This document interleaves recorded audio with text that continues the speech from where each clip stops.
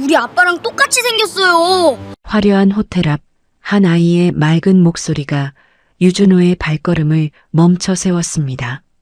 고개를 돌린 준호의 시선에 6살 남짓한 아이가 들어왔어요. 남루한 옷차림, 흙이 묻은 작은 손, 그리고 자신을 빤히 쳐다보는 또렷한 눈동자. 아이는 떨리는 손으로 목에 걸린 목걸이를 꺼내 보여주었습니다. 준호의 숨이 멎었습니다.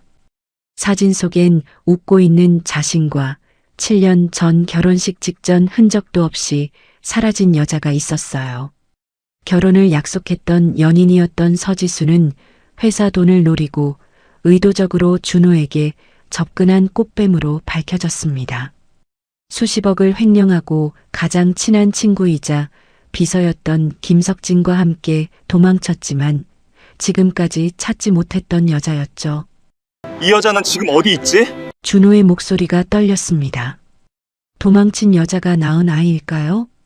잠깐 사연 시작하기 전에 구독과 좋아요 눌러주시면 그곳에 계신 여러분께 따뜻한 응원과 행운을 전하겠습니다. 자, 그럼 사연 시작하겠습니다. 7년 전 유준호의 인생은 완벽했습니다. 28배 젊은 나이에 IT 스타트업을 성공시켰고 사랑하는 여자와의 결혼을 일주일 앞두고 있었죠. 서지수. 그녀는 준호가 처음 만난 순간부터 마음을 빼앗긴 여자였어요. 준호야, 이 드레스 어때? 지수가 웨딩숍 거울 앞에서 빙그르르 돌았습니다. 순백의 드레스가 그녀의 가느다란 몸을 감싸 안았고 햇살 같은 미소가 준호의 가슴을 두드렸죠. 완벽해. 세상에서 제일 아름다운 신부가 될 거야. 준호는 그녀의 손을 꼭 잡았습니다. 지수의 눈가에 살짝 눈물이 맺혔어요. 고마워, 준호야. 나 같은 사람을 선택해줘서. 무슨 소리야? 내가 더 고마운걸. 고아원에서 자랐다는 이유로 늘 움츠러들던 지수였습니다. 하지만 준호에게 그녀의 과거는 중요하지 않았어요. 따뜻한 마음과 순수한 눈빛, 그리고 자신을 진심으로 아껴주는 그 마음이면 충분했죠. 다음 주면 우리 결혼이네. 믿어지지가 않아. 지수가 준호의 팔에 얼굴을 묻으며 속삭였습니다. 나도 꿈만 같아. 준호는 그녀의 머리를 쓰다듬었어요. 일주일 후면 이 여자가 자신의 아내가 된다는 사실이 행복했죠. 그날 저녁 준호는 가장 친한 친구이자 회사 창업 파트너인 김석진 비서와 술잔을 기울였습니다. 야, 준호야. 너 정말 행복해 보인다. 석진이 빙그레 웃으며 말했어요. 당연하지. 석진아, 너도 빨리 좋은 사람 만나. 내 결혼식 때 들러리 서주는 거 잊지 마. 알았어, 이 녀석아. 축의금 두둑하게 준비할게. 둘은 대학 시절부터 함께였습니다. 창업할 때도 힘들 때도 늘 함께였던 친구였죠. 석진은 회사의 재물을 총괄하는 비서이자 파트너였고 준호는 그를 친형제처럼 믿었어요. 석진아, 너 없었으면 회사 여기까지 못 왔어. 고맙다. 무슨 소리야? 우리 둘이 함께 만든 거지. 두 사람은 웃으며 잔을 부딪혔습니다. 하지만 그날 밤이 마지막이었어요. 다음 날 아침 준호의 휴대폰이 요란하게 울렸습니다. 대표님, 큰일 났습니다. 격리 담당 직원의 다급한 목소리가 흘러나왔죠. 회사 계좌에서 50억이 빠져나갔습니다. 준호의 머릿속이 하얗게 변했어요. 급히 회사로 달려간 준호는 경악스러운 사실을 확인했습니다. 회사 운영 자금 50억 원이 흔적도 없이 사라진 거예요. 도대체 언제? 석진이는 어디 있어? 그게 김 비서님도 연락이 안 됩니다. 어젯밤부터 휴대폰이 꺼져 있어요. 직원의 말에 준호의 가슴이 철렁 내려앉았습니다. 떨리는 손으로 지수에게 전화를 걸었어요. 하지만 꺼진 휴대폰이었죠. 집으로 달려갔지만 지수는 없었습니다. 옷장도 화장대도 텅 비어 있었어요. 지수야? 설마. 준호는 믿을 수 없었습니다. 석진의 집도 마찬가지였어요. 아무도 없었고 짐도 모두 사라진 뒤였죠. 준호는 경찰에 신고했습니다. 며칠 후 찾아온 형사가 무거운 표정으로 말했어요. 유 대표님, 상황이 심상치 않습니다. 서지수 씨와 김석진 씨 두 분 모두 같은 날 실종됐습니다.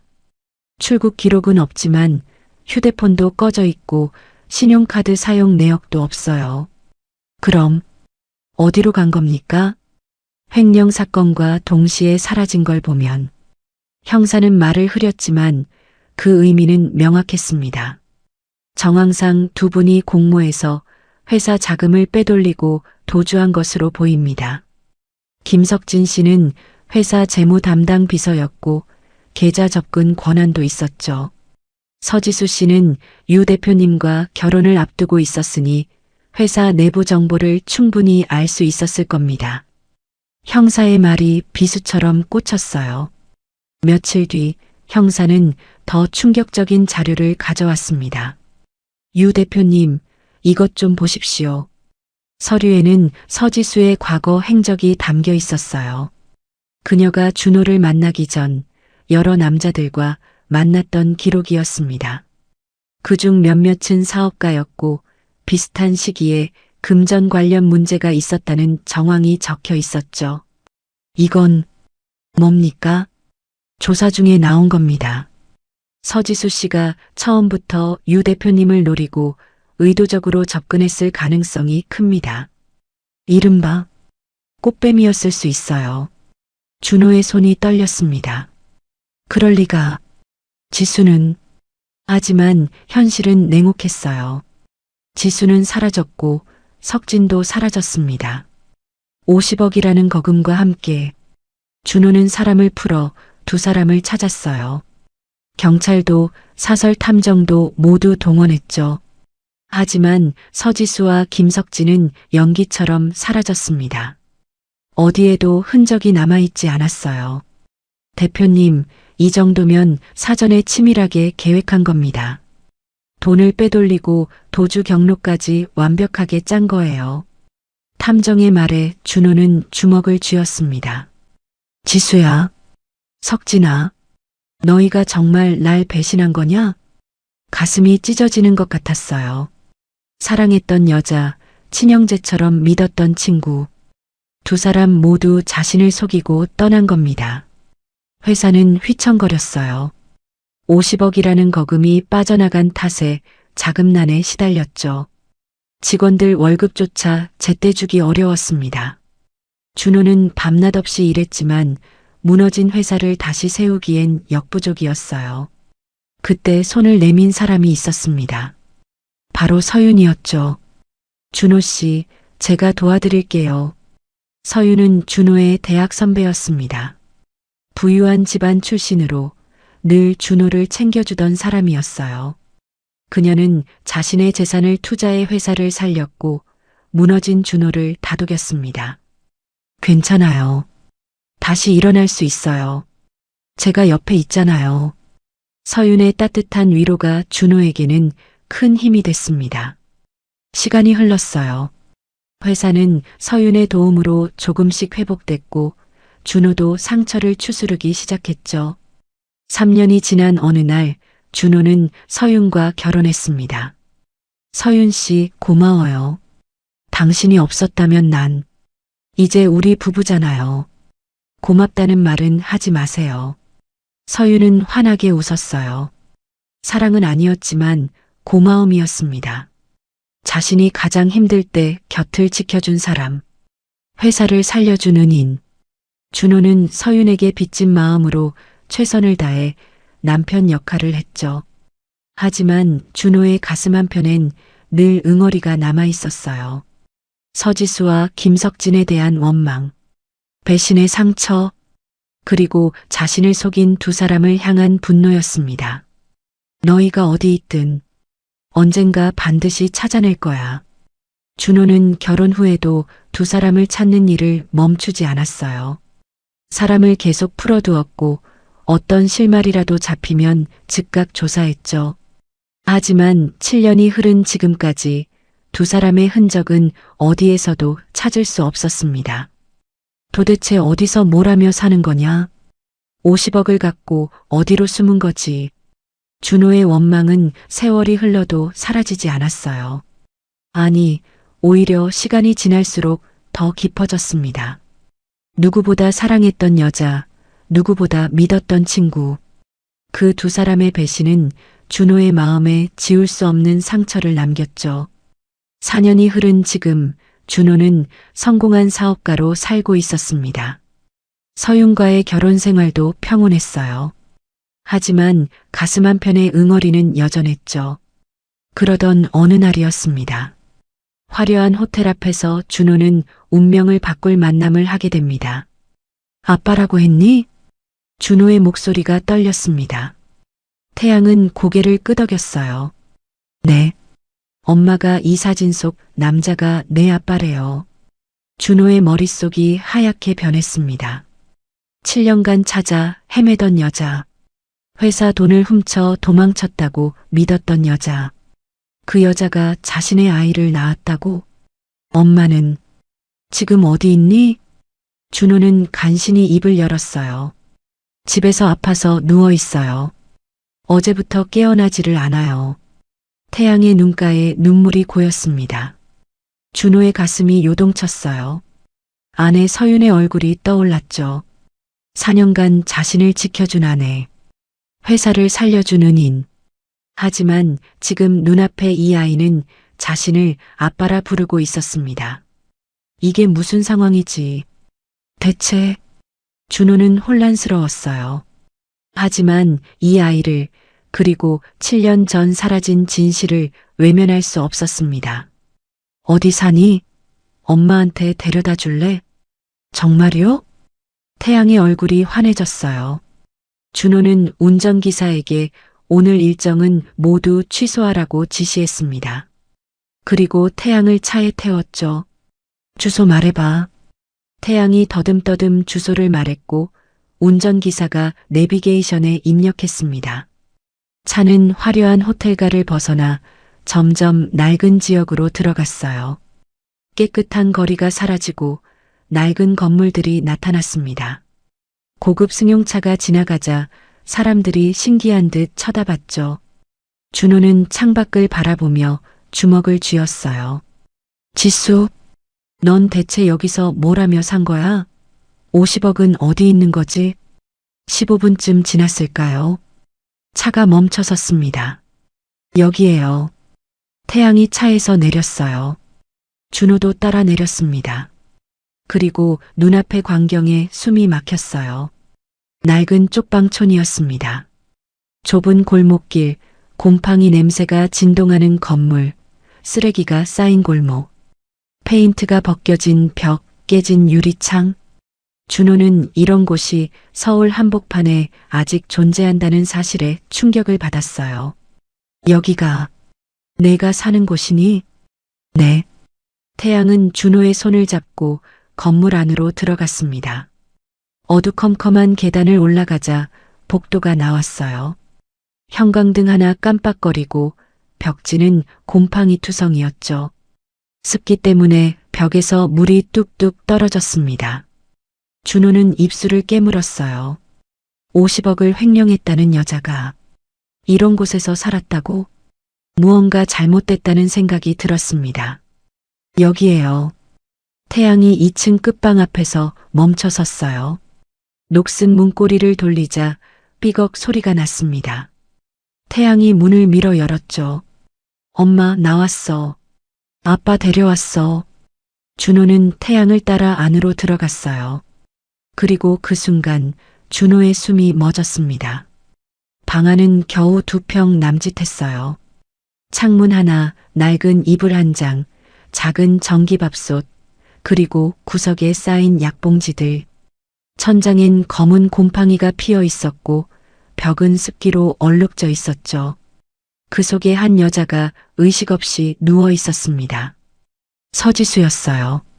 준호의 다리에 힘이 풀렸습니다. 7년 전 행복하게 웃던 그 얼굴은 어디에도 없었어요. 깡마른 몸, 창백하다 못해 투명해진 피부, 움푹 들어간 눈과 뺨, 뼈만 앙상하게 남은 팔이 이불 밖으로 빠져나와 축 늘어져 있었습니다. 숨소리조차 가늘게 들릴 뿐이었죠. 지수, 아. 준호는 비틀거리며 다가가 무릎을 꿇었어요. 떨리는 손으로 지수의 손을 잡았습니다. 얼음장처럼 차가웠어요. 뼈만 남은 앙상한 손이었죠. 준호는 지수의 이마에 손을 갖다 댔습니다. 뜨거웠어요. 고열이었죠. 이게 대체... 준호의 목소리가 떨렸습니다. 50억을 횡령했다던 여자, 친구와 함께 도망쳤다던 여자, 그 여자가 이런 곳에서 이렇게 죽어가고 있었습니다. 엄마, 일어나. 아빠 데려왔어. 태양이 지수의 손을 잡고 흔들었지만 지수는 꿈쩍도 하지 않았어요. 준호의 머릿속이 복잡했습니다.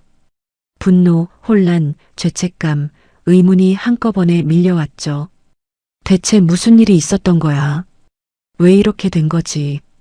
준호는 재빨리 휴대폰을 꺼내 119에 전화를 걸었습니다. 여보세요. 구급차 급히 보내주세요. 환자가 의식이 없습니다. 고열의 호흡이 매우 약합니다. 준호는 다급하게 주소를 알려주고 전화를 끊었어요. 태양아, 괜찮아. 곧 구급차가 올 거야. 엄마, 괜찮아질까요? 그럼 반드시 괜찮아지실 거야. 준호는 태양을 안아주었습니다. 작고 말랐지만 분명 자신을 닮은 아이였어요.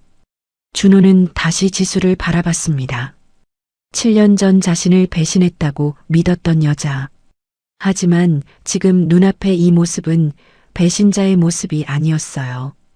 오히려 희생자처럼 보였죠. 설마 내가 잘못 알고 있었던 건가? 준호의 가슴이 철렁 내려앉았습니다. 얼마 후 구급대원들이 도착했어요. 지수를 들것에 옮겨 실었죠. 보호자분이신가요? 네, 그렇습니다. 환자분 상태가 매우 위중합니다. 빨리 가야겠습니다. 구급대원의 말에 준호는 고개를 끄덕였어요. 준호는 태양의 손을 꼭 잡고 구급차에 함께 탔습니다. 구급차는 사이렌을 울리며 병원으로 향했어요.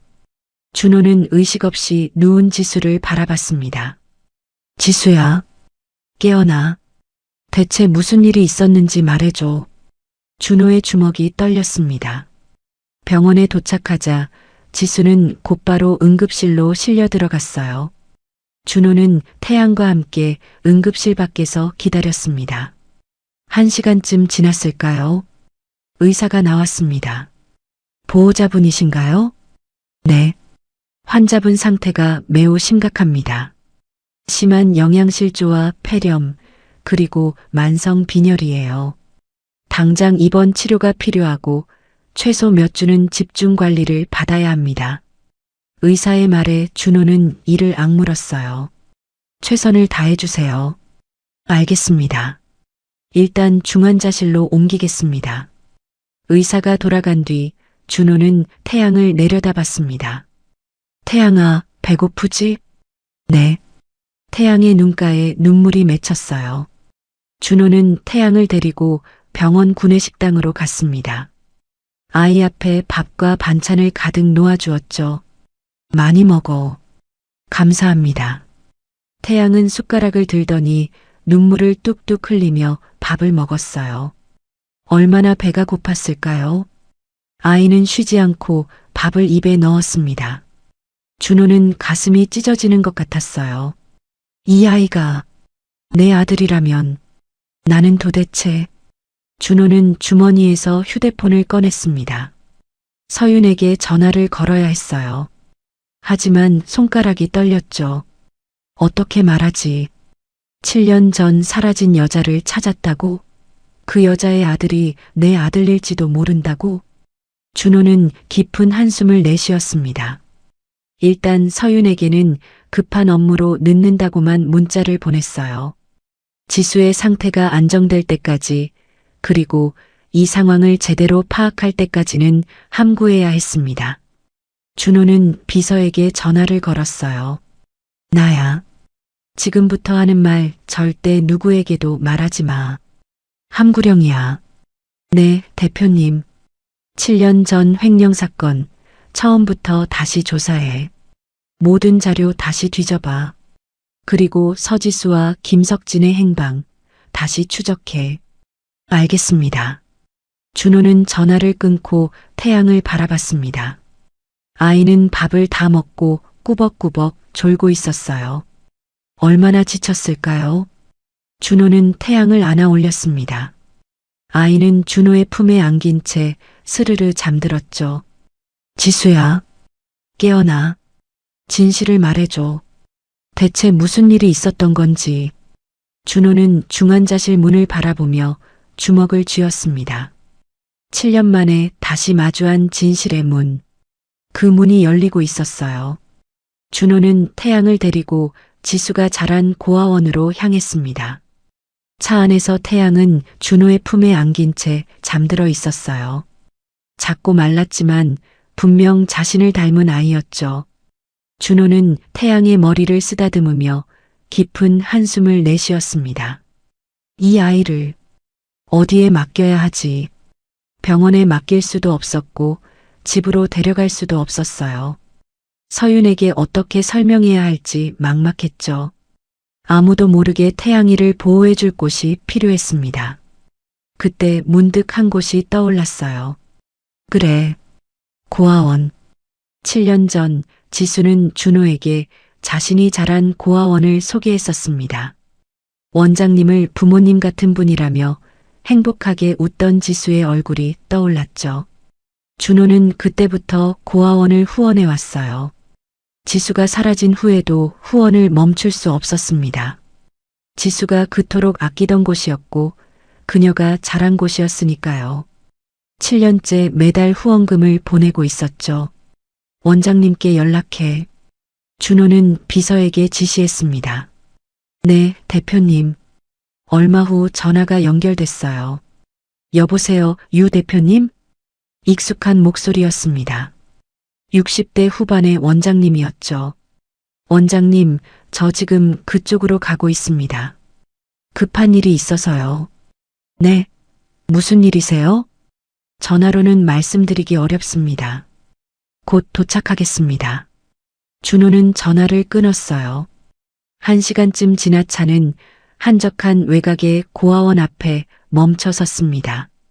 오래된 건물이었지만 깔끔하게 관리된 모습이었죠.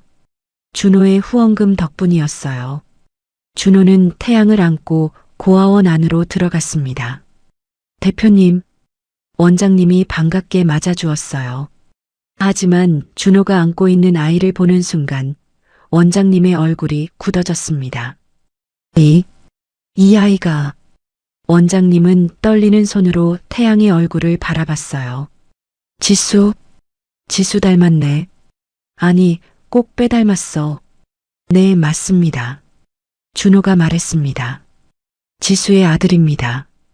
뭐라고요? 원장님의 눈이 커졌어요. 그럼 지수를 찾으신 건가요? 네. 오늘 우연히 이 아이를 통해 찾았습니다. 준호는 오늘 있었던 일을 간략하게 설명했어요. 호텔 앞에서 태양을 만난 것, 쪽방촌에서 의식 없이 누워있던 지수를 발견한 것, 그리고 지금 지수가 병원 중환자실에 있다는 것까지. 원장님의 눈가에 눈물이 고였습니다. 아이고, 우리 지수가 그렇게 힘들게 살았구나. 원장님, 이 아이를 잠시 맡아주실 수 있으십니까? 아무도 모르게요. 준호의 목소리가 간절했어요. 집으로 데려갈 수도 없고 병원에 맡기기도 어렵습니다. 이 아이의 존재를 아직은 아무도 알아선 안 됩니다. 물론이죠. 걱정 마세요. 우리 지수의 아들인데 당연히 보호해야죠. 원장님은 태양을 안타까운 눈빛으로 바라봤습니다. 고맙습니다. 준호는 고개를 숙였어요. 태양은 그때까지도 곤히 잠들어 있었습니다. 준호는 태양을 원장님께 조심스럽게 건네주었죠. 그때 태양이 눈을 살짝 떴어요. 할머니? 그래, 얘야. 할머니가 돌봐줄게. 엄마 나을 때까지. 원장님의 목소리가 따뜻했습니다. 태양은 고개를 끄덕이고 다시 눈을 감았어요. 원장님은 태양을 안방으로 데려가 재웠습니다. 그리고 준호와 마주 앉았죠. 대표님, 지수가 정말 50억을 횡령한 게 맞나요? 원장님의 목소리가 떨렸습니다. 저는 이제 확신할 수 없습니다. 준호는 솔직하게 말했어요. 7년 전엔 그렇게 믿었습니다. 하지만 오늘 본 지수의 모습은 50억을 가진 사람의 모습이 아니었습니다. 그럼 뭔가 잘못됐어요. 제가 놓친 게 있습니다. 그걸 찾아야 해요. 준호의 주먹이 떨렸습니다. 원장님, 태양이와 얘기 좀 할 수 있을까요? 깨우지 말고 깨어나면요. 그러세요. 원장님은 고개를 끄덕였어요. 1시간쯤 지났을까요? 태양이 눈을 떴습니다. 아빠? 태양이 주위를 둘러보며 준호를 찾았어요. 여기 있어. 준호가 다가갔습니다. 태양아, 아빠가 물어볼 게 있어. 대답해 줄 수 있겠니? 네. 태양은 고개를 끄덕였어요. 엄마가 아빠에 대해 뭐라고 하셨니? 엄마는 목걸이 주면서 이 사진 속 남자가 아빠라고 했어요. 그럼 김석진 아저씨는 아빠가 아니라는 거니? 준호는 조심스럽게 물었어요. 7년 전 지수와 김석진이 함께 도망쳤다고 믿었던 준호였습니다. 혹시 태양의 아빠가 김석진은 아닐까 하는 의심도 있었죠. 김석진이요? 그게 누구예요? 태양이 고개를 갸웃거렸습니다. 저는 태어나서부터 아빠가 없었는걸요. 준호의 가슴이 뛰었습니다. 그럼 석진이는 정말 지수와 관계가 없었던 건가? 태양아, 목걸이 좀 보여줄래? 네. 태양은 목에 걸린 목걸이를 풀어 준호에게 건네주었어요. 준호는 목걸이를 받아들었습니다. 낡은 은빛 펜던트였죠. 펜던트를 열자 준호와 지수의 사진이 나타났어요. 준호는 사진을 물끄러미 바라봤습니다. 행복하게 웃고 있던 그때가 떠올랐죠. 지수야, 대체 무슨 일이 있었던 거니? 그때였습니다. 준호의 손가락이 펜던트 뒷면에 뭔가 걸렸어요. 작은 돌기 같은 게 만져졌죠. 이게 뭐지? 준호는 돌기를 눌러봤습니다. 딸깍. 펜던트 뒷면이 열리며 작은 USB가 튀어나왔어요. USB? 준호의 심장이 쿵쾅거렸습니다. 원장님, 컴퓨터 좀 쓸 수 있을까요? 네, 이쪽으로 오세요. 원장님은 준호를 사무실로 안내했어요. 준호는 떨리는 손으로 USB를 컴퓨터에 꽂았습니다. 파일이 하나 있었어요. 음성 파일이었죠. 준호는 재생 버튼을 눌렀습니다. 지지직. 잡음이 들리더니 여자의 목소리가 흘러나왔어요. 지수야, 잘 들어. 준호의 몸이 굳어졌습니다. 그 목소리는 서윤이었습니다. 준호를 살리고 싶으면 내 말대로 해. 횡령죄를 뒤집어쓰고 떠나. 그럼 준호는 살려줄게. 서윤의 목소리는 차갑고 잔인했어요. 만약 거부하면 준호는 끝이야. 회사도 명예도 전부 다 끝장낼 거야. 그리고 내가 그렇게 아끼는 고아원? 고아원도 파산되면 원장님은 괜찮을까? 준호의 손이 떨렸습니다. 지지직. 녹음이 끝났습니다. 준호는 의자에 주저앉았어요. 서윤, 당신이. 준호의 목소리가 떨렸습니다. 7년 전 횡령 사건, 지수의 실종, 김석진의 실종, 그 모든 게 서윤의 계략이었던 겁니다. 대표님? 원장님이 걱정스럽게 물었어요. 원장님, 제가 너무 큰 실수를 저질렀습니다. 준호의 눈가에 눈물이 맺혔어요. 지수는 결백했습니다. 아니, 피해자였죠. 준호를 살리기 위해, 고아원을 지키기 위해 모든 걸 뒤집어쓰고 떠난 겁니다. 지수야, 미안해. 내가 몰랐어. 준호는 고개를 떨구었습니다. 7년간 지수를 원망했던 자신이 너무나 부끄러웠어요. 대표님, 그럼 지수는 결백합니다. 아니, 희생자였어요. 준호는 주먹을 쥐었습니다. 서윤, 당신이 모든 걸 꾸민 거였어. 분노가 치밀어 올랐어요. 하지만 지금 당장 서윤을 추궁할 순 없었습니다. 증거를 더 모아야 했고 김석진의 행방도 찾아야 했죠. 원장님, 이 USB 절대 아무에게도 말씀하시면 안 됩니다. 알겠습니다. 그리고 태양이도 잘 부탁드립니다. 제가 모든 걸 해결할 때까지 걱정 마세요. 잘 돌볼게요. 준호는 원장님께 고개를 숙였어요. 준호는 USB를 빼서 주머니에 넣었습니다. 그리고 태양이에게 다가갔죠. 태양아, 아빠가 엄마 구해올게. 조금만 기다려. 네, 아빠. 태양은 고개를 끄덕였습니다. 준호는 고아원을 나섰어요. 차에 오르며 비서에게 전화를 걸었습니다. 7년 전 횡령 사건, 서윤의 행적을 중점적으로 조사해. 그리고 김석진, 어디 있는지 반드시 찾아내. 알겠습니다, 대표님. 준호는 주먹을 쥐었습니다. 서윤, 당신이 무슨 짓을 한 건지 반드시 밝혀낼 거야. 준호의 눈빛이 차갑게 가라앉았습니다. 진실을 향한 싸움이 시작됐어요. 준호는 집으로 돌아왔습니다. 현관문을 열고 들어서자 거실에서 서윤이 기다리고 있었어요. 여보, 왜 이렇게 늦었어요? 연락도 안 되고. 걱정했잖아요. 서윤이 다가와 준호의 팔을 잡았습니다. 준호는 서윤을 바라봤어요. 7년간 자신을 지켜줬다고 믿었던 여자. 회사를 살려줬다고 고마워했던 여자. 하지만 이제 그 얼굴이 낯설게 느껴졌죠. 이 여자가 모든 걸 꾸민 거였어. 하지만 준호는 내색하지 않았습니다. 아직은 때가 아니었어요. 미안해요. 급한 투자건이 생겨서요. 신경 쓰게 해서 미안해요. 준호는 억지로 미소를 지었습니다. 괜찮아요. 밥 먹었어요? 회사에서 먹었어요. 피곤하니까 먼저 들어가 쉴게요. 그래요. 푹 쉬어요.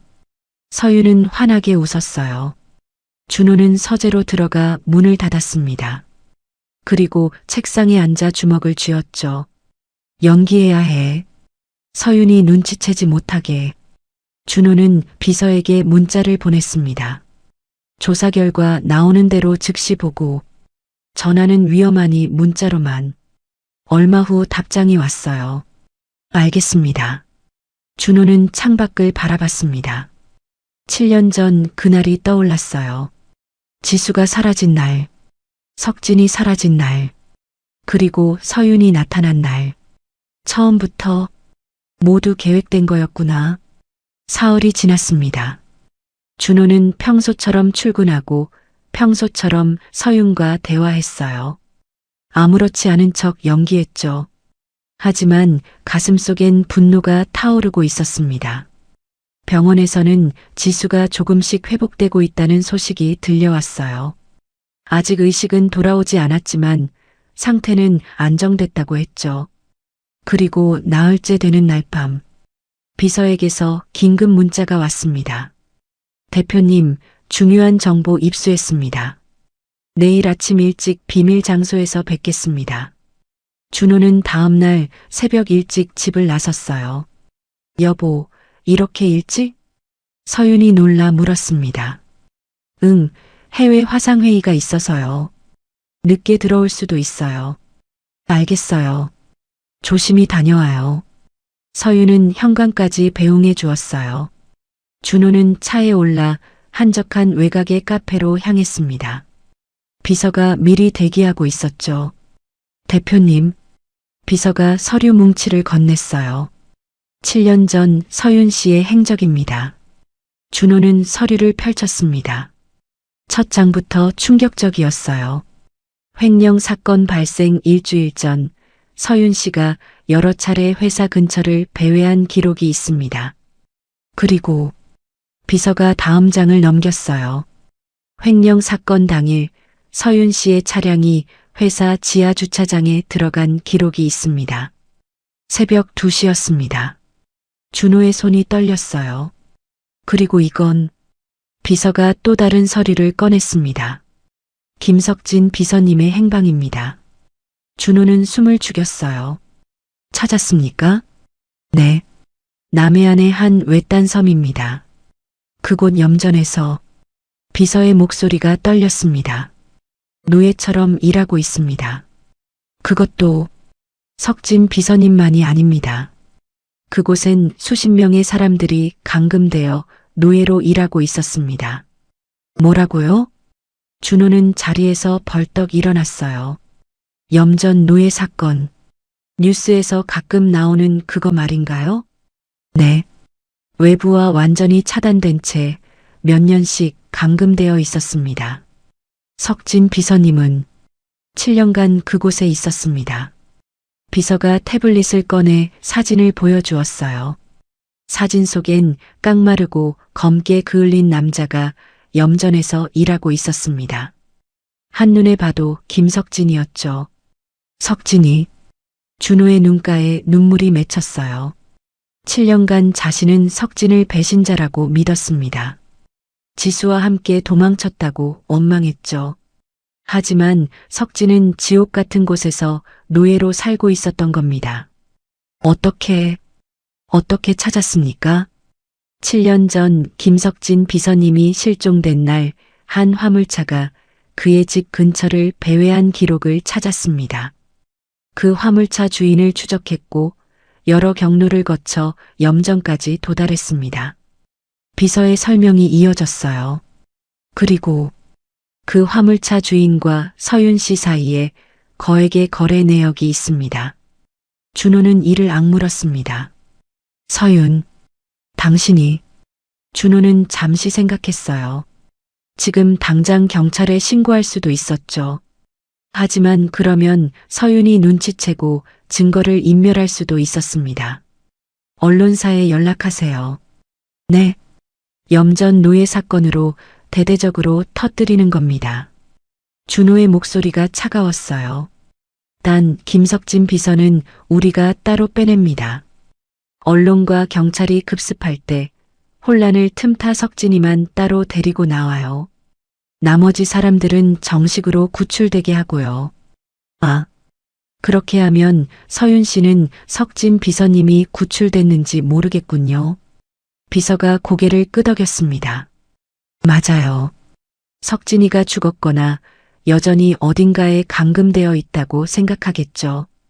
그래야 방심합니다. 알겠습니다. 준비하겠습니다. 그리고 제보자는 익명으로 처리하세요. 저희가 개입했다는 흔적을 남기면 안 됩니다. 네, 대표님. 일주일 후였습니다. 남해안 외딴 섬에서 충격적인 염전 노예 사건이 적발됐습니다. 수십 명의 사람들이 수년간 감금되어 뉴스가 대대적으로 보도됐어요.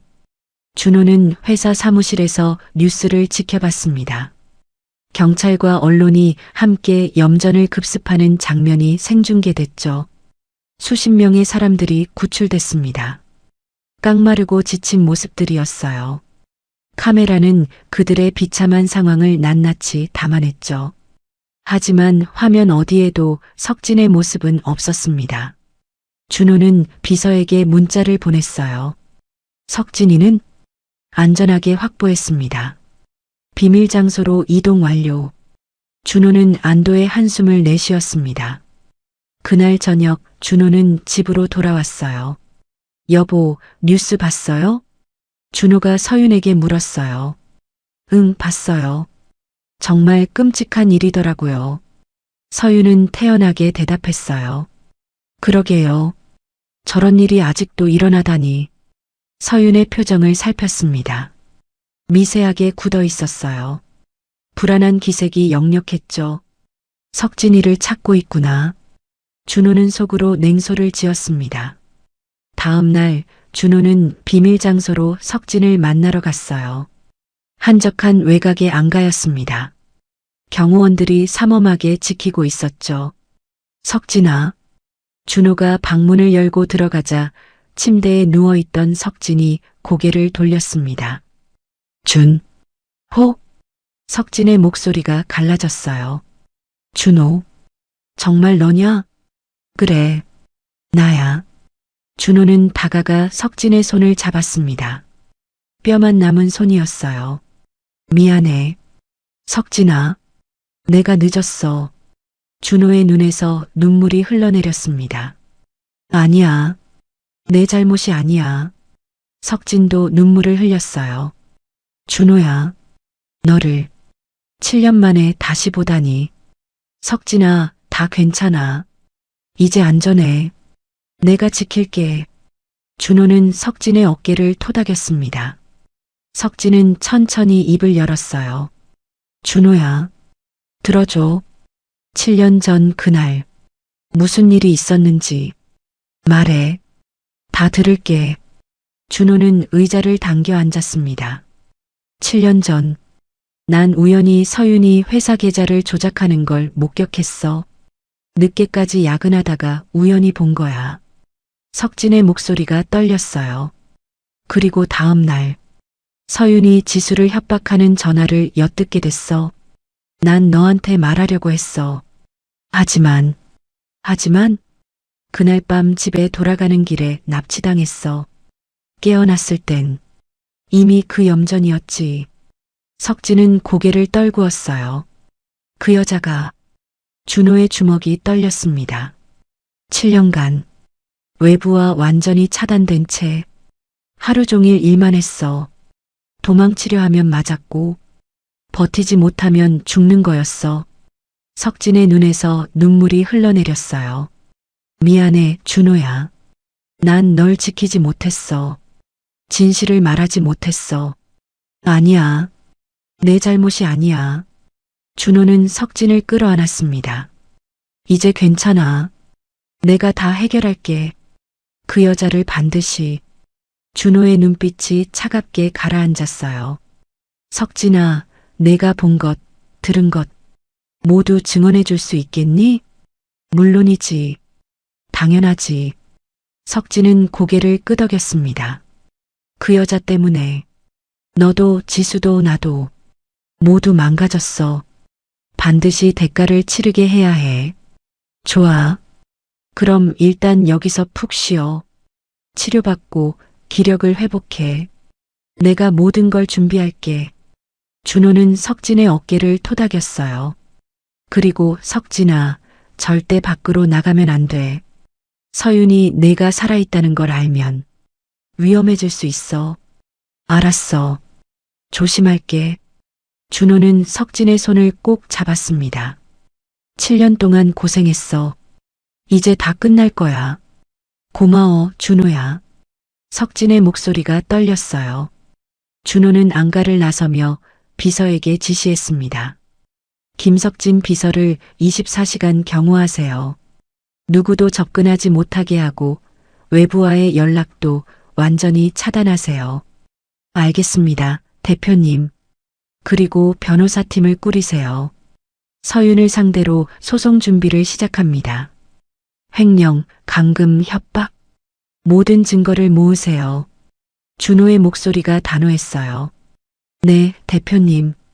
집으로 돌아온 준호는 평소처럼 웃으며 서윤을 대했습니다. 여보, 오늘 하루 어땠어요? 서윤이 저녁 식사를 차리며 물었어요.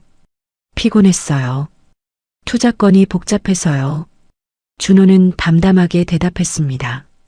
그나저나 염전 노예 사건. 정말 큰일이네요. 뉴스에서 계속 나오더라고요. 서윤의 목소리가 미세하게 떨렸어요. 그러게요. 끔찍한 일이죠.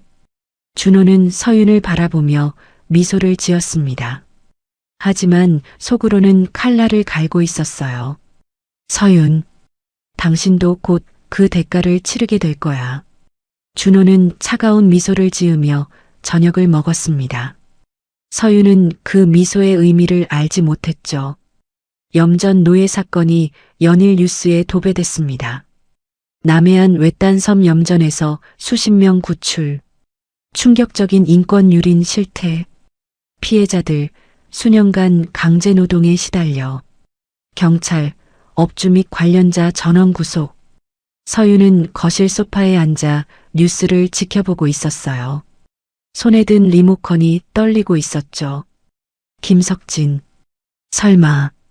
서윤은 급히 휴대폰을 꺼내 전화를 걸었습니다. 여보세요. 저번에 부탁했던 그 사람. 어떻게 됐나요? 아, 서윤 씨. 그게 뉴스 보셨죠? 그 염전 말이에요. 전화기 너머 남자의 목소리가 떨렸어요. 경찰이 들이닥쳐서 난리가 났어요. 업주는 구속됐고 일하던 사람들은 다 구출됐습니다. 그래서 그 사람은요? 서윤의 목소리가 날카로워졌습니다. 그게 혼란 속에서 정확히 확인은 못했는데 구출된 사람들 명단을 봐도 그 이름은 없더라고요. 없다고요? 네. 7년이나 있었으니 아마 그 전에 이미. 남자는 말을 흐렸어요. 서윤은 천천히 숨을 내쉬었습니다. 알겠어요. 연락 주셔서 감사해요. 전화를 끊은 서윤은 소파에 깊이 앉았어요. 죽었구나. 김석진은 이제 문제없어. 안도의 한숨이 새어나왔습니다. 하지만 그 안도감도 잠시. 서윤은 거울 앞으로 걸어갔어요. 자신의 배를 내려다봤습니다. 평평한 배. 아무리 노력해도 부풀지 않았던 배. 아이만 있었다면. 서윤은 주먹을 쥐었습니다. 3년 전이었습니다. 준호와 결혼한 지 1년쯤 됐을 때였죠. 서윤 씨, 검사 결과가 나왔습니다. 의사가 무거운 표정으로 말했어요. 유감스럽지만 자연 임신이 거의 불가능합니다. 선천적으로 난소 기능이 현저히 떨어져 있고 호르몬 수치도 매우 낮습니다. 서윤은 그 말을 듣는 순간 세상이 무너지는 것 같았어요. 그럼 전 평생 아이를 가질 수 없다는 건가요? 인공수정이나 시험관 시술을 시도해 볼 수는 있지만 성공 확률이 5% 미만입니다. 의사의 말이 비수처럼 꽂혔죠. 서윤은 병원을 나서며 눈물을 흘렸어요. 준호에게 아이를 안겨줄 수 없다니. 그 후로 서윤은 몇 번이나 시술을 시도했습니다. 하지만 번번이 실패했죠. 준호에게는 말하지 못했어요. 차마 말할 수 없었습니다. 내가 불임이라는 걸 알면 준호는 날 어떻게 생각할까? 서윤은 그 사실을 숨긴 채 살아왔어요. 매달 생리가 시작될 때마다 절망했습니다. 친구들이 임신 소식을 전할 때마다 가슴이 찢어졌죠. 준호가 아이들을 보며 미소 짓는 모습을 볼 때마다 죄책감에 시달렸어요. 나는 준호에게 완전한 아내가 될 수 없어. 서윤은 소파에서 일어나 창밖을 바라봤습니다. 서지수. 그 여자는 어떻게 됐을까? 7년 전 지수를 쫓아낸 후에도 가끔씩 그녀가 다시 나타나지 않을까 두려웠어요. 확인해 봐야 해. 서윤은 사설 탐정을 고용했습니다. 서지수라는 여자를 찾아주세요. 그리고 서윤은 잠시 망설이다 말했어요. 유준호 대표가 후원하는 고아원이 있어요. 그곳을 잘 감시해 주세요. 서지수가 혹시 거기 나타날 수도 있으니까요. 알겠습니다. 며칠 후 탐정에게서 전화가 왔습니다. 서윤 씨, 보고 드릴 게 있습니다. 말씀하세요. 서지수는 아직 찾지 못했습니다. 하지만 고아원에서 이상한 점을 발견했어요. 탐정의 목소리가 이어졌어요. 최근에 입소한 아이가 하나 있는데 공식 입소 기록이 없습니다. 공식 기록이 없다고요? 서윤의 심장이 뛰기 시작했어요. 네. 6살 남자아이인데 그냥 갑자기 나타났어요. 원장이 개인적으로 돌보는 것 같은데 서류상으론 존재하지 않는 아이입니다. 사진을 찍을 수 있어요? 이미 찍어왔습니다. 지금 보내드릴게요. 잠시 후 서윤의 휴대폰에 사진이 도착했습니다. 서윤은 사진을 열어봤어요. 그리고 숨이 멎었습니다. 고아원 마당에서 웃고 있는 6살 남자아이. 그 아이의 얼굴이 준호와 판박이었습니다. 똑같은 눈매, 똑같은 코, 똑같은 입모양. 준호를 그대로 빼닮은 아이였어요. 이 아이가 서윤의 손이 떨렸습니다. 준호의 아들이야. 서윤의 가슴이 타들어갔어요. 사진 속 아이를 확대해서 봤습니다. 어느 각도에서 봐도 준호였어요. 눈웃음을 짓는 모습까지 똑같았죠. 지수가 준호의 아이를 낳았어. 서윤은 휴대폰을 떨어뜨릴 뻔했습니다. 내가 갖지 못한 걸 저 여자가 가졌다고? 질투가 치밀어 올랐어요. 분노가 폭발할 것 같았죠. 서윤은 거울을 보며 자신의 배를 만졌습니다. 아무리 원해도 아이가 생기지 않았던 배. 수없이 울었던 밤들이 떠올랐어요. 나는 그렇게 원했는데, 그렇게 노력했는데, 눈물이 흘러내렸습니다. 병원을 수십 번 다녔어. 주사를 맞고, 약을 먹고, 온갖 치료를 다 받았는데, 서윤의 손이 떨렸어요. 근데 저 여자는 아무렇지도 않게 준호의 아이를 낳았어. 서윤은 주먹을 쥐었습니다. 계속 감시해 주세요. 그 아이의 일과를 파악해 주세요. 알겠습니다. 며칠 후 탐정은 아이의 일과를 상세히 보고했어요. 매일 오후 3시쯤 고아원 뒷마당에서 놉니다. 주로 혼자 있을 때가 많고요. 알겠어요.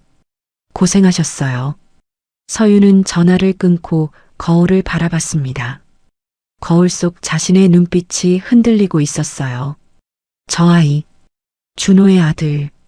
서윤은 자신의 배를 쓰다듬었습니다. 텅 빈 배, 결코 생명을 품을 수 없는 배. 내가 낳지 못했어.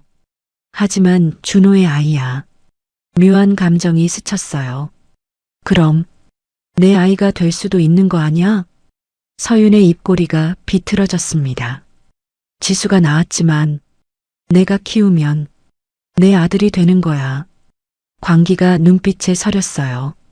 다음 날 오후 서윤은 고아원 근처에 차를 세웠습니다.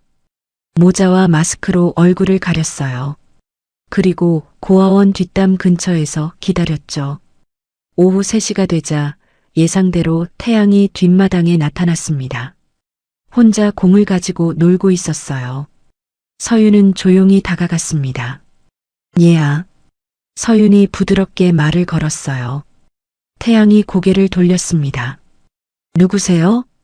그 순간 서윤은 재빠르게 태양의 입을 막고 안아 올렸어요. 태양이 발버둥 쳤지만 서윤은 놓지 않았습니다. 서윤은 담을 넘어 차까지 달려갔어요. 태양을 뒷좌석에 태우고 문을 잠갔죠. 놔주세요. 태양이 울먹였습니다. 조용히 해. 소리 지르면 안 돼. 서윤의 목소리가 차갑게 가라앉았어요. 차는 빠르게 고아원을 벗어났습니다. 서윤은 백미러로 태양을 바라봤어요. 준호를 빼닮은 얼굴이 눈에 들어왔죠. 준호의 아들. 서윤의 가슴이 뛰었습니다. 내가 낳지 못했지만 이젠 내가 가질 수 있어. 서윤은 한적한 외곽의 낡은 창고로 향했어요. 아무도 찾을 수 없는 곳이었죠. 30분쯤 달렸을까요? 차는 인적 드문 산속 창고에 도착했습니다. 서윤은 태양을 안고 창고 안으로 들어갔어요. 여기가 어디예요? 집에 보내주세요. 태양이 울먹이며 말했습니다.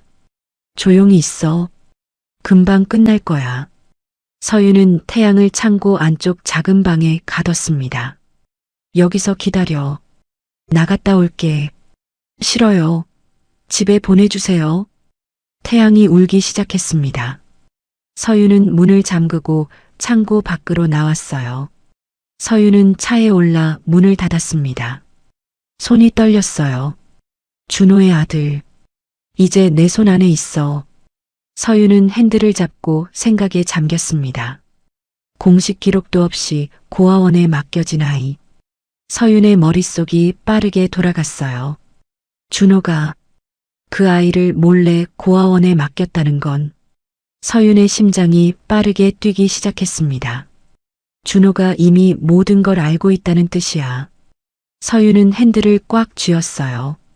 지수를 찾았어. 그리고 아이까지. 그럼 김석진도? 불안이 엄습했습니다. 아니야. 김석진은 분명 죽었을 거야. 7년이나 그곳에 있었는데. 하지만 확신이 서지 않았죠. 준호가 나를 의심하고 있는 건가? 그때 휴대폰이 울렸어요. 준호였습니다. 서윤은 심호흡을 하고 전화를 받았어요. 여보, 서윤 씨 나야. 오늘 저녁에 외식할까? 준호의 목소리가 들려왔습니다. 서윤의 머릿속이 재빠르게 돌아갔어요. 외식요? 갑자기 왜요? 요즘 바빠서 당신한테 신경을 못 썼잖아. 미안해서. 준호의 목소리는 평소와 다름없었어요. 하지만 서윤은 느낄 수 있었습니다. 뭔가 달라졌다는 걸. 준호가 나를 시험하고 있어. 서윤은 잠시 생각했습니다. 여보, 외식보다는 제가 별장에서 직접 요리해 드릴게요. 어때요? 서윤이 제안했어요. 별장? 네. 요즘 스트레스 많이 받으셨잖아요. 조용한 곳에서 둘이 편하게 시간 보내요. 제가 당신이 좋아하는 음식 만들어 드릴게요. 서윤의 목소리가 부드러웠습니다. 전화기 너머로 준호가 잠시 침묵했어요. 좋아. 그럼 저녁 7시에 별장에서 보자. 네, 여보. 기다릴게요. 전화가 끊어졌습니다. 서윤은 휴대폰을 내려놓고 차가운 미소를 지었어요. 별장, 내 공간. 거기선 내가 주도권을 잡을 수 있어. 서윤은 차에서 내려 다시 창고 안으로 들어갔습니다. 태양이 가둬진 방문을 열었어요. 아줌마. 태양이 눈물 흘리며 서윤을 올려다봤습니다. 서윤은 태양 앞에 무릎을 꿇고 앉았어요. 준호를 빼닮은 얼굴을 가만히 바라봤죠. 얘야. 서윤의 목소리가 부드러웠습니다. 이제부터 내가 내 엄마야. 네. 태양이 눈을 깜빡였어요. 이제부터 난 내 엄마고 넌 내 아들이야. 알겠니? 싫어요. 우리 엄마는 따로 있어요. 태양이 소리쳤습니다. 서윤의 표정이 굳어졌어요. 내 엄마. 서윤은 태양의 어깨를 잡았습니다. 내 엄마는 곧 사라질 거야. 그러니까 이제부터 난 내 엄마야. 나한테 엄마라고 불러. 싫어요. 태양이 서윤의 손을 뿌리쳤어요. 엄마라고 불러. 서윤의 목소리가 날카로워졌습니다. 싫어요. 당신은 우리 엄마가 아니에요. 태양이 울먹이며 소리쳤어요. 서윤은 태양을 노려봤습니다. 좋아. 시간이 지나면 알게 될 거야. 서윤은 일어섰어요. 넌 날 엄마라고 부를 수밖에 없어. 아줌마는 엄마가 아니에요. 그건 내가 모르는 일이지. 서윤은 차가운 미소를 지었습니다. 여기서 얌전히 있어. 내가 돌아올 때까지. 서윤은 방문을 닫고 잠갔어요. 창고를 나온 서윤은 차에 올랐습니다. 시동을 걸었어요. 일단 지수부터 처리해야 해. 서윤의 눈빛이 광기로 물들었습니다. 지수만 없으면 모든 게 완벽해져. 서윤은 병원으로 차를 몰았어요.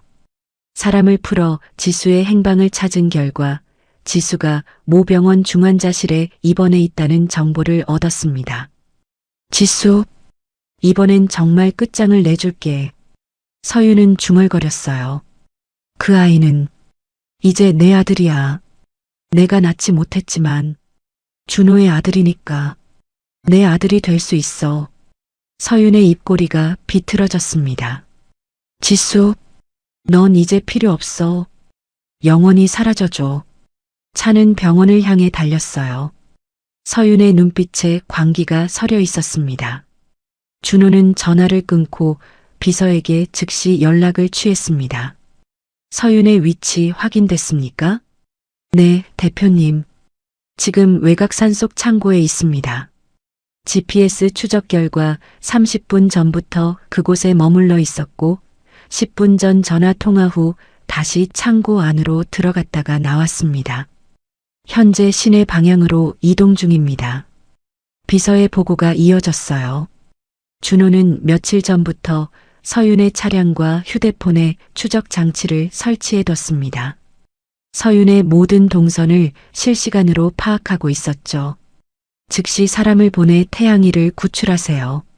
조심스럽게 아이가 다치지 않게. 알겠습니다.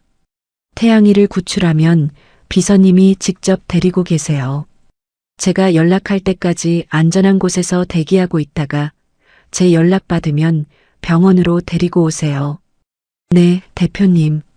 저는 지금 병원으로 갑니다. 경호원들 대기시켜 놓으세요. 준호의 목소리가 단호했어요. 이미 병원 주변에 배치해뒀습니다. 준호는 차에 올라 시동을 걸었습니다. 서윤, 당신이 어디로 가는지 다 알고 있어. 준호는 핸들을 꽉 쥐었어요. 병원에는 이미 경찰과 경호원들이 대기하고 있었어요. CCTV도 모두 확인했고 지수의 병실 안에도 숨겨진 카메라를 설치해뒀죠. 서윤이 여기에 나타나면 그 순간 그 여자를 잡는 거야. 준호의 차는 병원을 향해 달렸습니다. 20분쯤 지났을까요? 준호는 병원에 도착했습니다. 주차장에 차를 세우고 경호원 팀장에게 연락했어요. 제 위치로 오세요. 네, 대표님. 곧 경호원 팀장이 나타났습니다. 서윤은 아직 도착하지 않았습니다. 하지만 GPS상으로 보면 10분 내로 도착할 것 같습니다. 좋아요. 저는 먼저 올라가 있겠습니다. 서윤이 도착하면 즉시 알려주세요. 알겠습니다. 준호는 중환자실 층으로 올라갔어요. 복도 끝 지수의 병실에서 조금 떨어진 곳에 자리를 잡았습니다. 병실 문은 보이지만 서윤이 들어올 때 준호를 발견할 수 없는 위치였죠. 준호는 주머니에서 이어폰을 꺼내 귀에 꽂았습니다. 병실 안에 설치된 숨겨진 마이크와 연결된 이어폰이었어요. 잠시 후 비서에게서 문자가 왔습니다. 태양이 무사히 구출했습니다. 지금 안전한 곳에서 대기 중입니다. 준호는 안도의 한숨을 내쉬었어요. 잘 됐어. 태양이는 안전해. 그때 경호원 팀장에게서 연락이 왔습니다. 대표님, 서윤 씨가 병원에 도착했습니다. 위치는 1층 화장실에 들어가서 간호사 가운으로 갈아입고 나왔습니다. 알겠습니다. 절대 들키지 말고 감시하세요. 네. 준호는 복도 구석에 몸을 숨기고 지수의 병실 문을 지켜봤어요. 10분쯤 지났을까요? 엘리베이터 문이 열리며 간호사 가운을 입은 여자가 나타났습니다. 서윤이었어요. 마스크로 얼굴을 가렸지만 준호는 한눈에 알아볼 수 있었습니다. 서윤은 복도를 천천히 걸어 지수의 병실 앞에 섰어요. 주위를 둘러보더니 조심스럽게 문손잡이를 돌렸습니다. 문이 열렸어요. 서윤이 병실 안으로 들어갔습니다. 준호는 경호원들에게 신호를 보냈습니다. 경호원들이 조용히 병실 문 근처로 이동했죠. 준호는 이어폰을 통해 병실 안 소리를 들었습니다. 지수, 오랜만이네. 서윤의 목소리가 들려왔어요. 7년 만이야. 그동안 잘 살았어? 준호는 주먹을 쥐었습니다. 너 때문에 내가 얼마나 고생했는지 알아?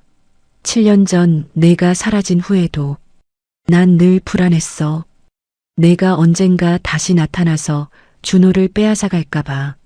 서윤의 목소리가 떨리고 있었어요. 그런데 정말 나타났네. 아이까지 데리고 내가 낳았어. 준호의 아이를. 내가 그렇게 원했는데 내가 가질 수 없었던 걸. 준호는 눈을 감았습니다. 나는 불임이야. 아무리 노력해도 아이를 가질 수 없어. 근데 넌 아무렇지도 않게 준호의 아이를 낳았지. 서윤, 당신이 불임이었다는 건 몰랐어. 하지만 그것이 서윤의 범죄를 정당화할 순 없었습니다. 하지만 이젠 괜찮아. 서윤의 목소리가 이어졌어요. 그 아이, 이제 내가 가졌어. 내가 낳았지만 이젠 내 아들이야. 그리고 넌 이제 사라질 거야. 준호의 눈이 번쩍 떠졌습니다. 바스락, 베개를 집어드는 소리가 들렸어요. 서지수, 미안하지만 넌 여기서 끝이야. 준호는 내 거야. 그 아이도 내 아들이 될 거고. 준호는 경호원들에게 신호를 보냈습니다. 이제 영원히 사라져줘. 지금입니다. 준호가 외쳤어요. 준호와 경호원들이 병실 문을 벌컥 열고 들어갔습니다. 서윤, 준호의 목소리가 병실에 울려 퍼졌어요. 서윤은 베개를 지수의 얼굴 위에 막 가져다 대려던 참이었습니다. 서윤이 얼어붙었어요. 천천히 고개를 돌려 준호를 바라봤습니다. 여보, 서윤의 얼굴이 창백하게 변했어요.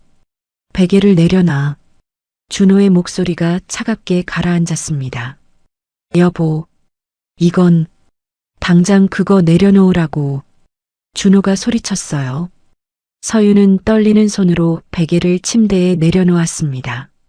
그 순간 경호원들이 서윤을 제압했어요. 나요. 서윤이 발버둥 쳤지만 경호원들은 서윤의 팔을 뒤로 돌려 붙잡았습니다. 복도에서 경찰들이 들어왔어요. 서윤 씨, 살인 미수 혐의로 현행범 체포합니다. 경찰이 서윤에게 수갑을 채우며 미란다 원칙을 고지했습니다. 여보. 서윤이 준호를 바라보며 소리쳤어요. 나는 당신을 사랑했어.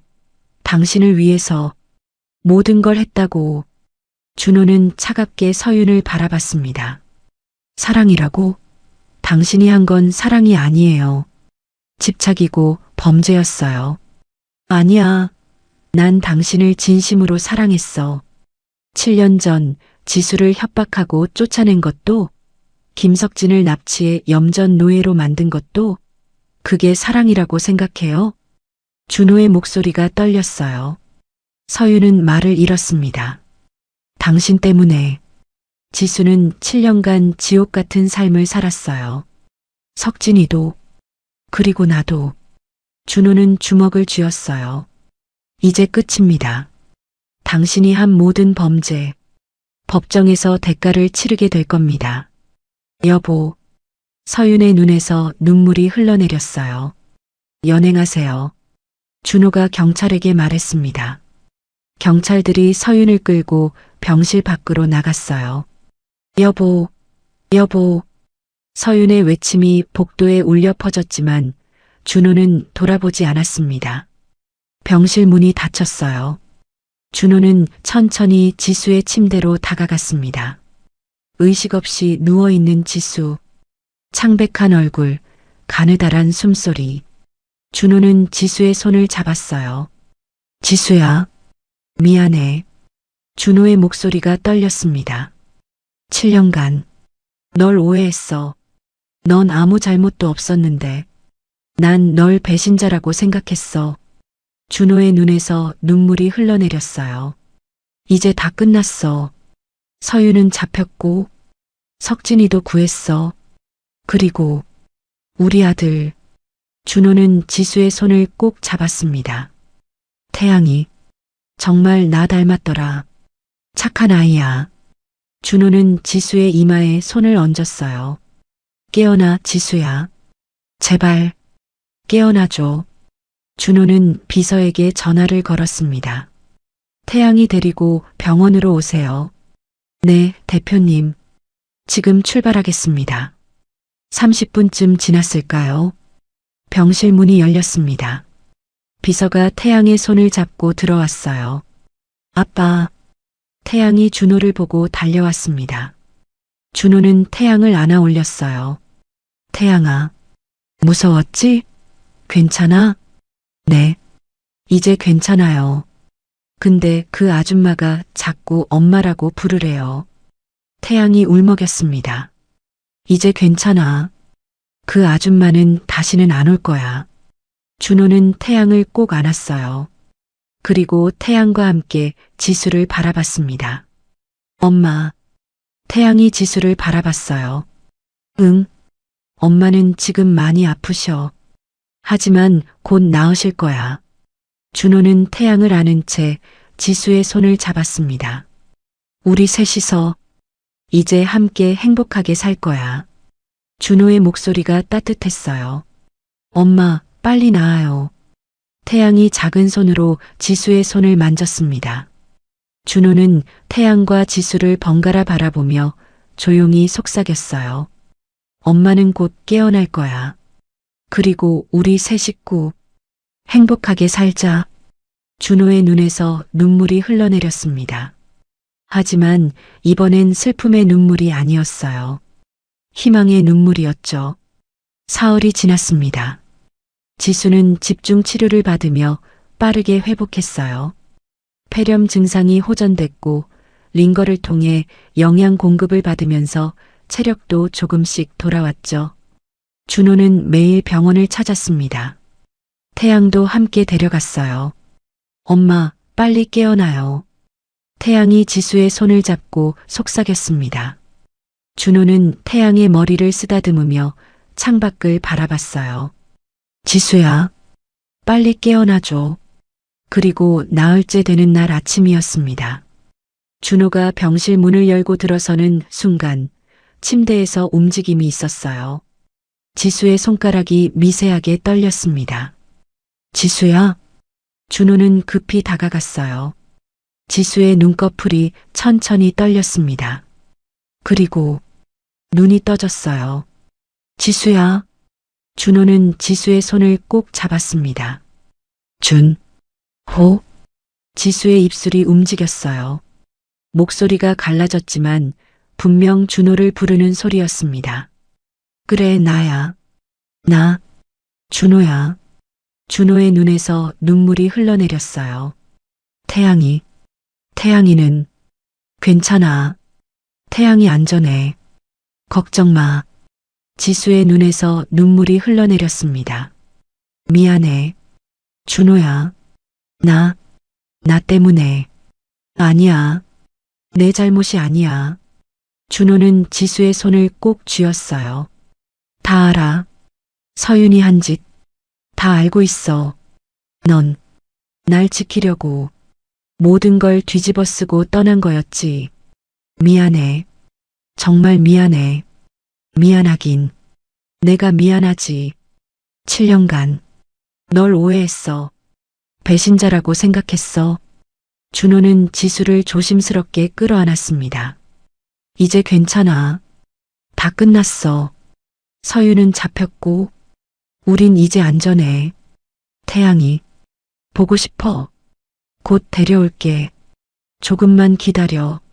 준호는 급히 비서에게 전화를 걸었어요. 태양이 데리고 병원으로 오세요. 지수가 깨어났습니다. 30분 후 태양이 병실에 들어왔습니다. 엄마. 태양이 침대로 달려갔어요. 태양아. 지수는 떨리는 손으로 태양을 끌어안았습니다. 엄마. 보고 싶었어요. 우리 아가, 나도 보고 싶었어. 지수는 태양을 꼭 안고 눈물을 흘렸어요. 준호는 두 사람을 바라보며 미소를 지었습니다. 이제 우리 셋이서 함께 살 수 있어. 준호가 말했어요. 지수는 준호를 바라봤습니다. 준호야, 미안해. 7년 전, 그만해. 이제 그 얘기하지 말자. 준호는 지수의 손을 잡았어요. 우린 앞만 보고 가는 거야. 과거는 이제 잊자. 지수는 고개를 끄덕이며 눈물을 닦았습니다. 고마워. 정말 고마워. 고맙긴. 당연한 거지. 준호는 태양과 지수를 함께 안았어요. 우리 이제 진짜 가족이야. 한 달이 흘렀습니다. 지수는 퇴원했고 준호가 마련한 아파트에서 태양과 함께 지냈어요. 준호도 자주 찾아왔죠. 그리고 서윤의 재판이 열렸습니다. 법정에 선 서윤은 심신미약을 주장했어요. 저는 정신적으로 불안정했습니다. 불임이라는 사실에 절망했고 정상적인 판단을 할 수 없었습니다. 서윤의 변호사가 주장했습니다. 하지만 준호가 제출한 증거들은 명확했어요. USB 속 협박 음성, 김석진의 증언, CCTV 영상, 그리고 치밀하게 계획된 범행의 흔적들. 재판부는 서윤의 주장을 기각했습니다.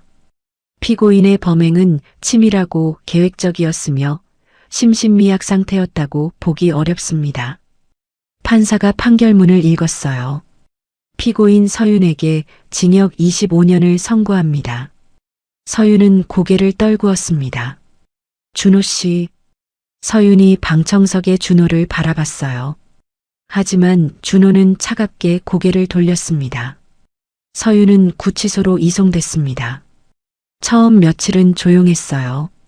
하지만 시간이 지날수록 서윤의 상태는 이상해졌습니다.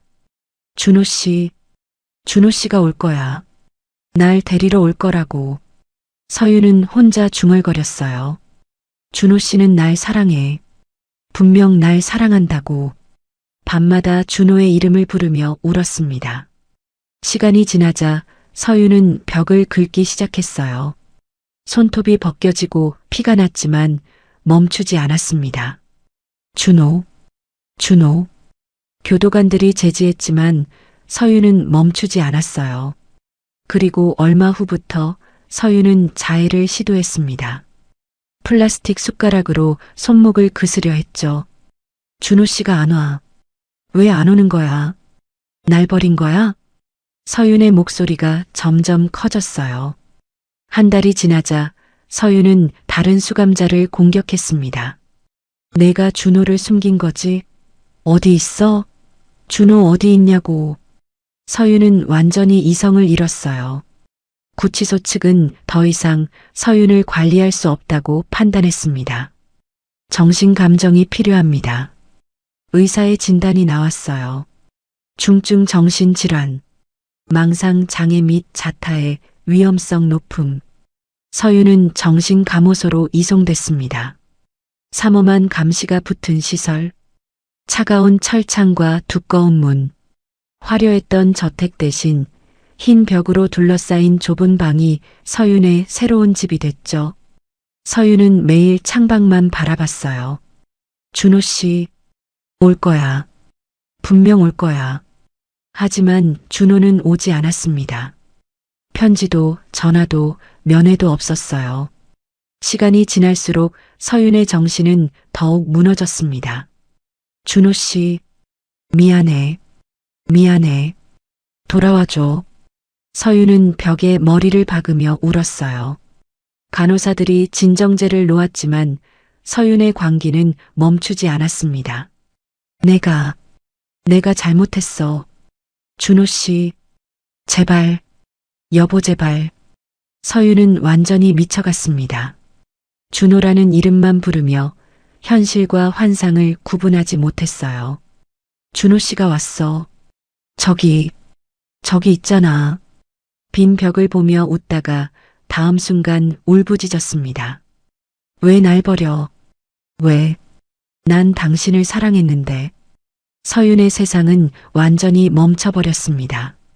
그녀가 그토록 원했던 준호는 영원히 사라졌고 남은 건 끝없는 광기뿐이었죠. 한편 준호는 결혼 무효 소송을 진행했어요. 법원은 준호의 청구를 받아들였습니다. 원고와 피고의 혼인은 무효로 한다. 준호와 서윤의 결혼은 법적으로 완전히 지워졌어요. 준호는 서윤의 흔적을 모두 지웠습니다. 집에 있던 그녀의 물건들, 사진들, 모든 것을 처분했죠. 그리고 태양의 이름을 바꾸기로 했습니다. 가족법원에 개명 신청을 했어요. 서태양에서 유태양으로 개명을 신청합니다. 판사는 서류를 검토하고 고개를 끄덕였습니다. 아버지의 성을 따르는 것이 아이에게도 이로울 것으로 보입니다. 허가합니다. 서태양은 유태양이 됐어요. 준호는 태양을 안아 올렸습니다. 태양아, 이제 넌 유태양이야. 아빠 성을 따른 거야. 유태양? 좋아요. 태양이 환하게 웃었어요. 며칠 후 준호는 지수와 태양을 데리고 공원으로 나들이를 갔습니다. 햇살이 따뜻한 오후였어요. 태양은 공원을 뛰어다니며 웃었고 지수와 준호는 벤치에 나란히 앉았습니다. 행복해? 준호가 물었어요. 응, 꿈만 같아. 지수가 대답했습니다. 7년간 이런 날이 올 거라고 상상도 못했어. 나도. 준호는 지수의 손을 잡았어요. 이제 다시는 떨어지지 말자. 응, 절대. 지수는 준호의 어깨에 머리를 기댔습니다. 준호야, 사랑해. 나도 사랑해, 지수야. 두 사람은 태양이 뛰어노는 모습을 바라봤어요. 아빠, 엄마, 이것 봐요. 태양이 손을 흔들며 소리쳤습니다. 준호와 지수는 웃으며 손을 흔들어 주었어요. 따뜻한 햇살 아래 세 가족은 행복하게 웃고 있었습니다. 7년간의 고통은 끝났어요. 이제 남은 건 행복뿐이었습니다. 따뜻한 햇살 속에서 세 가족은 손을 잡고 걸어갔습니다. 여러분, 여기까지가 오늘의 이야기였습니다. 오늘 이야기가 여러분께 작은 위로와 희망이 되었기를 바랍니다. 구독과 좋아요, 알림 설정 부탁드리고요. 그럼 다음 이야기에서 또 만나요. 여러분 모두 행복하세요. 감사합니다.